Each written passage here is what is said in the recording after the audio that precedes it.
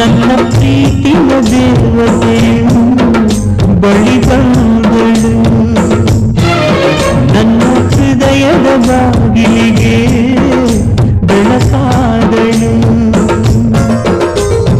ಬೆಳ್ಳಿ ಬೆಳದಿಂಗಳಿನ ನಗೆಯಂತೆ ಇಂದ್ರನ ಕುಲದ ಗೋದೆ ಮಗಳಂತೆ ಜನ್ಮ ಜನ್ಮದ ನೆನಪು ಕರೆದಂತೆ ಅಂದೇ ಬಿಟ್ಟಳು ಮನಸ್ಸು ಬರೆದಂತೆ ನಿನ್ನೆ ಪ್ರೀತಿಸುವೆ ಎಂದು. ನನ್ನ ಪ್ರೀತಿಯ ದೇವತೆಯು ಬಳಿ ಬಂದಳು.